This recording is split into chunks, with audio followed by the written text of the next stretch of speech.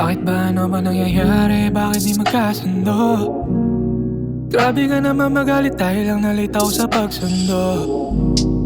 Di na ako sanay kasi dumadalas na pagkamainisin mo. Tinanong ko na kung bakit kasi utak ko di na humihinto na para bang may mali na sa atin. Di mo ba nakikita na yung dati na masagana ngayon ay para bang may sumira sa atin? Di ko lang nakikita mga tanong na ikaw lang ang makakasagot. O mga paiwatig na daman-daman na kahit di na natin kailangan pag-usapan pa.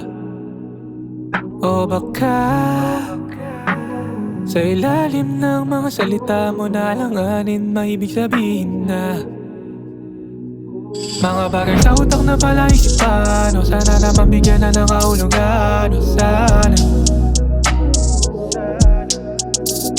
di na para gawin natin na sa pilitan. Kung wala naman na talagang kabuluhan, to tama na. Mga bagay sa utak na pala isipan. O sana naman bigyan na ng kahulugan. O sana di na para gawin natin na sa pilitan. Kung wala naman na talagang kabuluhan, to tama na.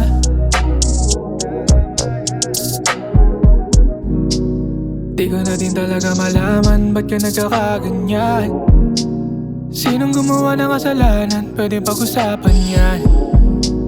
Yun ang ipilit yung sarili ko pero sana ay mabigyan mo ng kasagutan na aking mga katanungan. O kasi ang hirap lang na para bang unti-unti nang napunta lahat sa kabingitan, lahat ng mga pinaghirapan sa'yo. O wag ka magpuwing-puwing, alam mo ba di ko to naisipan, dapat ba talaga na ilaban pa to? O mga paiwatig na daman-daman na kahit di na natin kailangan pag-usapan pa. O baka sa ilalim ng mga salita mo na alanganin maibig sabihin na mga bagay sa utak na pala isipan. O sana naman bigyan na ng kahulugan. O sana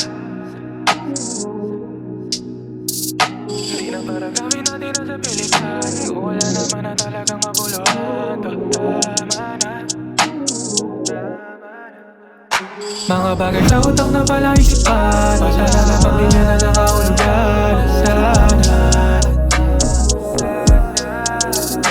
di na para gawin natin na sa pilitan. Kung wala naman na talagang kabuluhan, to tama na.